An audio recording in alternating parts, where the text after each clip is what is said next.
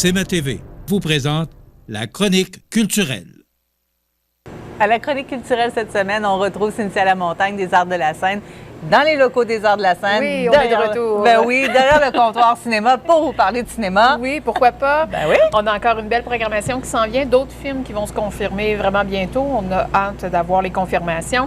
Mais il nous reste 2 soirs seulement pour le film québécois Farador. Donc, on se rappelle, c'est l'histoire d'une gang d'amis, donc 4 gars qui jouent la même partie de Donjons et Dragons depuis qu'ils sont jeunes.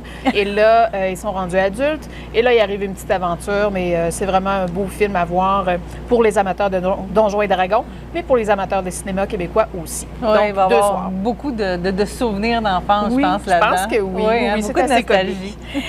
C'est vendredi. On a plusieurs personnes qui sont venues au courant de la semaine pour venir voir le film Aimer à nouveau parce qu'ils pensaient que c'était là. Mais non, c'est vraiment à partir de vendredi que c'est présenté. Donc, du 26 mai jusqu'au 1er juin, une semaine complète pour voir le film, la comédie sentimentale Aimer à nouveau, donc avec Céline Dion, que les gens vont voir à l'écran. Alors, c'est à partir de vendredi à la salle Promutuelle à partir de 19h30. Et moi, j'avoue que j'attends le film d'après. Blackberry, j'ai vraiment hâte de le voir. Oui, vraiment.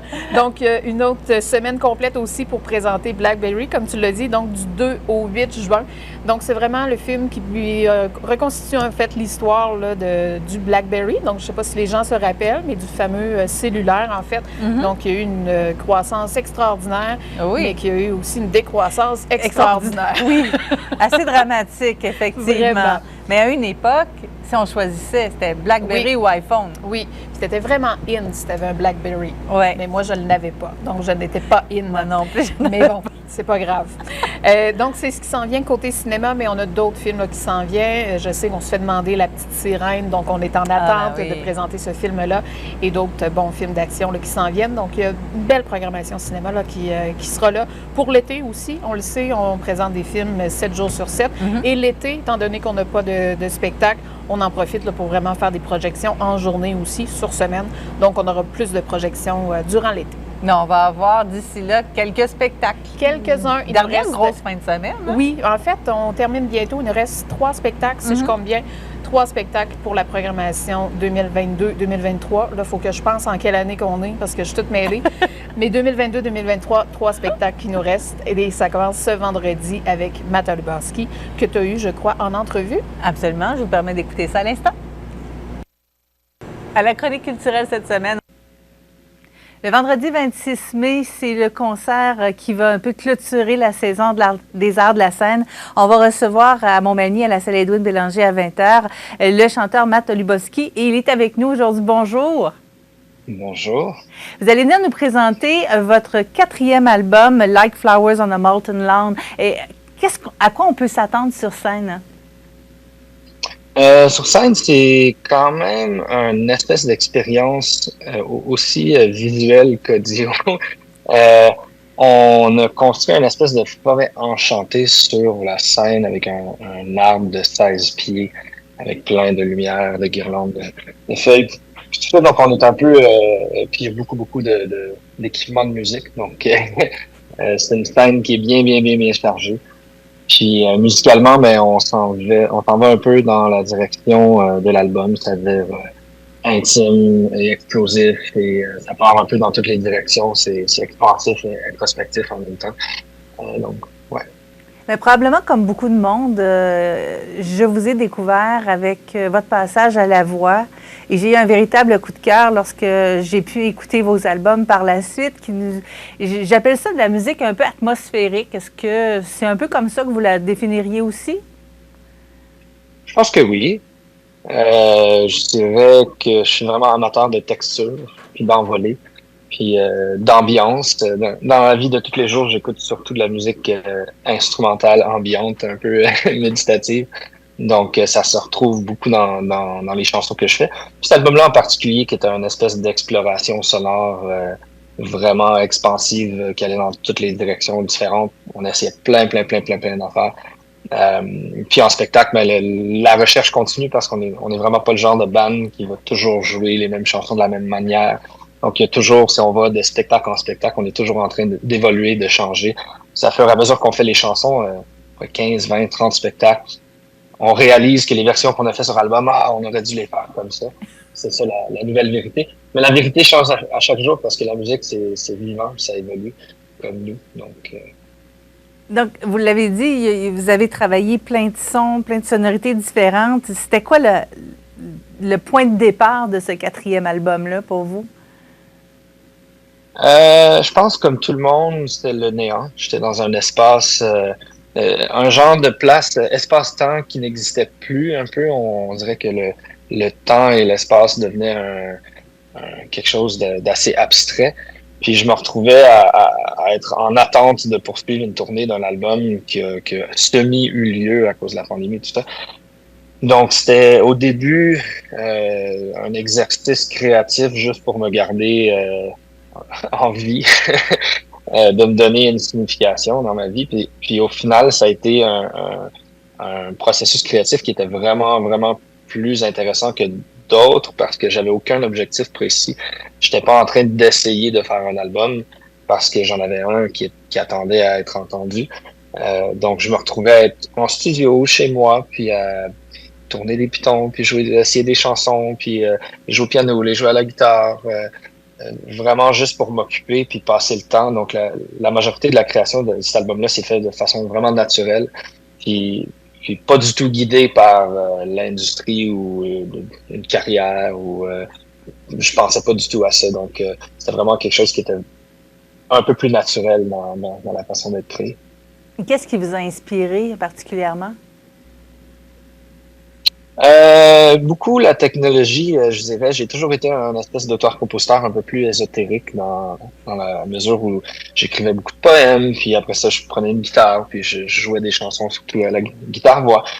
Puis pendant la pandémie, mais je me suis retrouvé à vouloir enregistrer des trucs, mais sans savoir trop comment faire.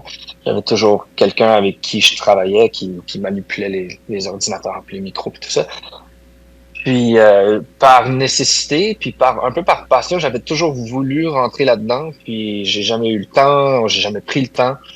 Puis là, j'ai fait depuis 3 ans, je suis un peu rendu maniaque, obsédé tous les tutoriels YouTube, tous les cours en ligne, de l'essai-erreur. Donc c'était une grande, j'ai comme ouvert la porte à un terrain de jeu que je connaissais pas puis que je savais pas qu'il existait puis qui est tellement expansif et infini que là je me retrouve à réaliser que je viens de découvrir un terrain de jeu avec tous les jouets possibles au monde.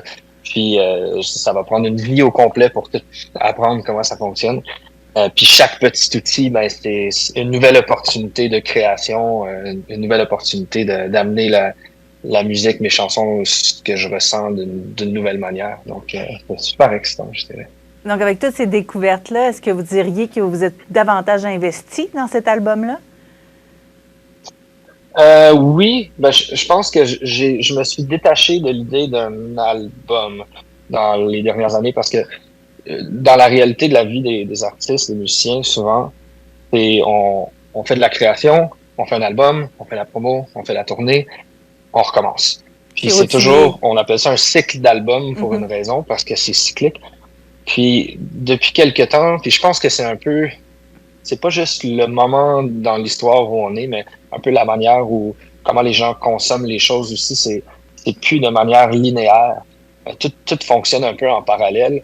Donc je vois maintenant cet album-là comme une partie d'un parallèle qui existe avec mon passé puis avec mon futur tout en même temps. Donc je pense à cet album-là beaucoup parce que je l'habite, je fais la tournée, je fais ces chansons-là, mais je pense beaucoup à d'autres chansons, je pense beaucoup à comment ces chansons-là, de cet album-là, auraient pu être. Je revisite des vieilles chansons à la manière de ce que j'ai envie de faire aujourd'hui. Puis il y a plein d'autres versions aussi qui existent dans ma tête ou en studio ou chez moi, qui vont jamais voir le jour parce que bon, c'est des versions alternatives. Donc c'est un moment un peu excitant pour moi créativement parce que j'ai un peu lâché prise sur l'idée de bon, voici la routine de faire une carrière en musique. Puis maintenant c'est un grand terrain de jeu. Mais on va aller vivre ce grand terrain de jeu en votre compagnie. Donc, le vendredi 26 mai, c'est à 20h à la salle Edwin Bélanger que vous pourrez entendre Matt Olubowski qui va nous présenter son nouvel album, et si j'ai bien compris, de façon quand même assez différente. Et c'est un work in progress. Donc, si vous allez le voir dans 2 mois, ça va être encore différent. Moi, j'aime ça. Merci beaucoup, Matt Olubowski. Moi aussi. Alors, il sera en spectacle ce vendredi du côté de la salle Edwin Bélanger. Oui, avec une première partie. Oui. Donc, Shaina, j'ai peur de prononcer son mot mal, mais Shaina Hayes qui sera en première partie, artiste à découvrir, et lui qui fait la grande partie, on va le dire comme ça, donc du côté de la salle Edwin Bélanger à 20h. Samedi, c'est une supplémentaire. Oui, c'est une supplémentaire et c'est la dernière chance de voir Pierre-Yves Roy Desmarais, mais c'est complet, à moins qu'il reste quelques sièges de libérés. Donc, son spectacle Joke, chapeau, maman, magie, piano. Il faut vraiment voir le spectacle pour comprendre le titre. C'est tout un personnage, Pierre-Yves. Pour vous, il est extraordinaire. C'est dans les bons spectacles d'humour à voir. Il fait de tout. Là. Il fait, oui, de l'humour, mais il fait de la musique aussi, tout ça. Donc, très varié comme spectacle. On l'a connu un peu comme ça, avec ses pièces comiques sur le net, dans le fond. Oui, alors, c'est ça. C'est notre dernier spectacle du côté de la salle Edwin Bélanger pour cette année. Donc, comme je vous dis, là, quelques billets qui peuvent se libérer à la dernière minute. Il faut vraiment vérifier. La meilleure façon, c'est d'aller sur notre site Internet et d'aller voir pour savoir s'il reste des billets. Et il y a un spectacle qui s'est rajouté aussi, un rodage, qui sera jeudi le 1er juin. C'est vraiment notre dernier spectacle de notre programmation 22-23 et ça se passe ici dans le cabaret. C'est Jean-Thomas Jobin qui vient tester du matériel pour son prochain spectacle. Je crois, écoute, District 31, mais allez lire comment il l'écrit. C'est du Jean-Thomas Jobin, on le connaît pour son humour absurde.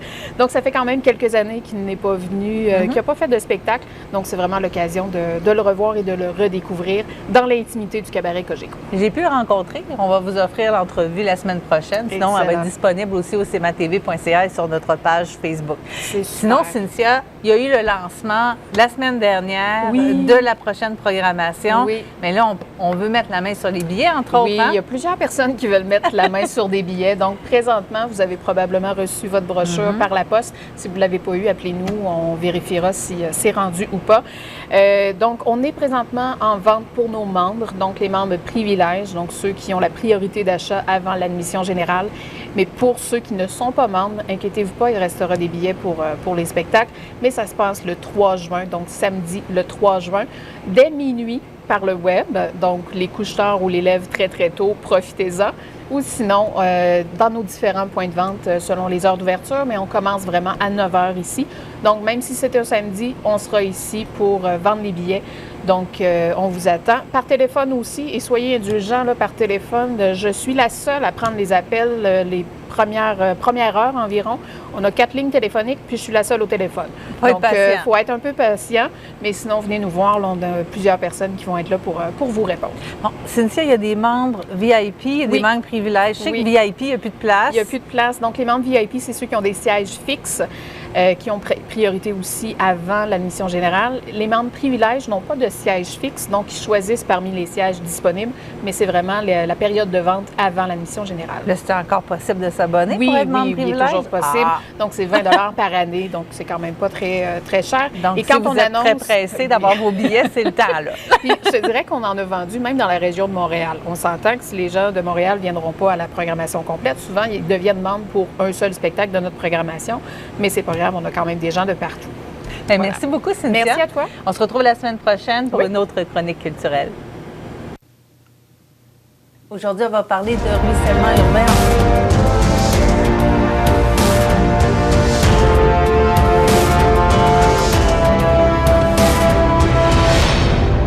CMA TV vous présente la chronique culturelle.